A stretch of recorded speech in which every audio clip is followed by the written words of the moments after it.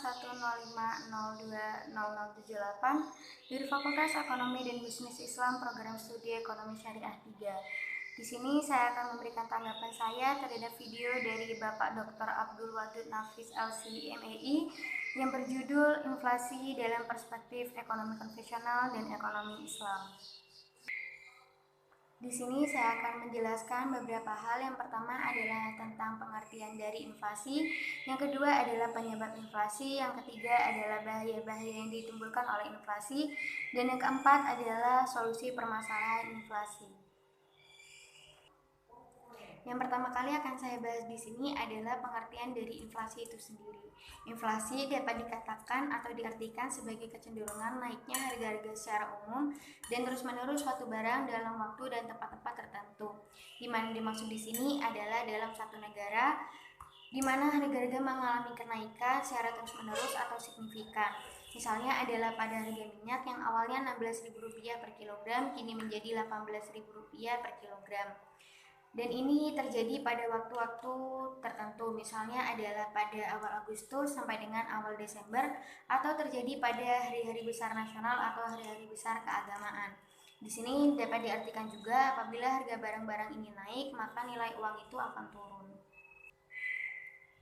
Pembahasan selanjutnya adalah tentang macam-macam inflasi. Macam-macam inflasi ini dibagi menjadi 3. Yang pertama ada berdasarkan sifatnya atau laju inflasi.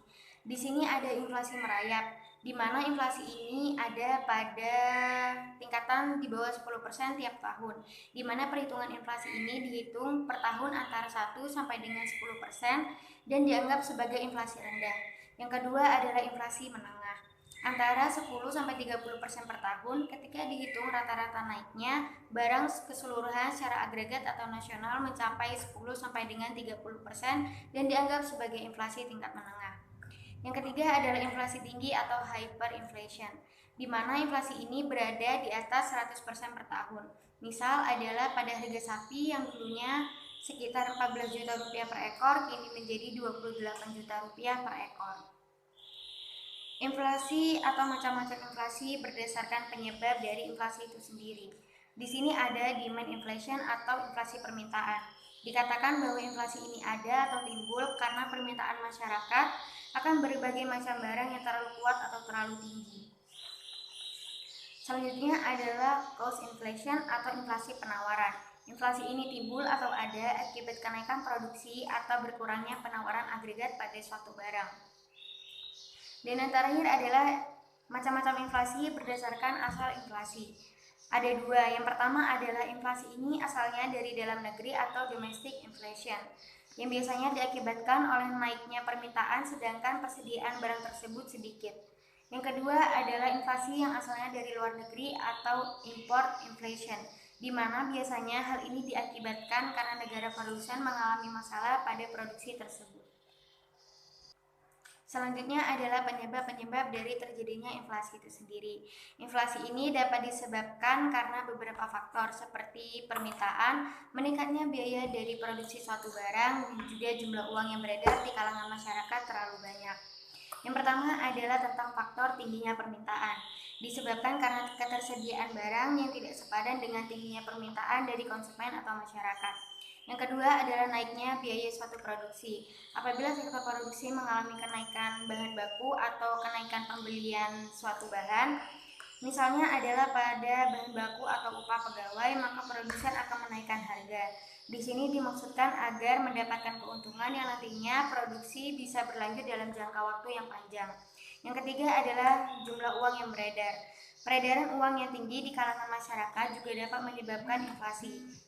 Mengapa hal tersebut terjadi? Hal ini terjadi karena ketika jumlah uang di kalangan masyarakat meningkat, maka harga barang akan mengalami kenaikan.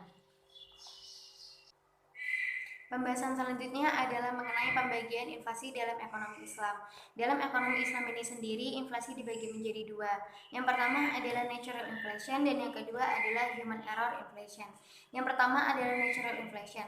Hal ini dapat disebabkan karena terjadinya bencana alam di suatu wilayah, maka secara alami barang-barang tersebut bisa mengalami kenaikan harga atau disebabkan karena penurunan dari barang-barang produksi tersebut sehingga harga bisa naik atau tinggi. Yang kedua adalah human error inflation. inflation. Inflasi ini dapat disebabkan oleh korupsi dan administrasi yang buruk dalam suatu negara, ataupun dalam pajak yang berlebihan serta pencetakan uang dengan maksud keuntungan pribadi secara berlebih. Selanjutnya adalah dampak inflasi dalam ekonomi Islam. Yang pertama, dapat menimbulkan gangguan terhadap fungsi uang tersebut, terutama dalam fungsi tabungan atau pada nilai simpannya, fungsi pembayaran di muka, dan fungsi unit perhitungan.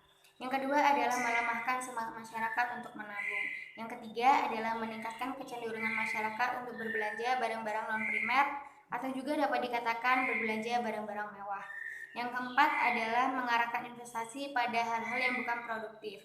Misal adalah penumbukan kekayaan berupa tanah, rumah, dan lain-lain, serta mengorbankan investasi yang produktif, misalnya adalah pertanian dan perdagangan. Yang terakhir adalah saya akan menjelaskan tentang solusi dalam menghadapi inflasi dalam ekonomi Islam.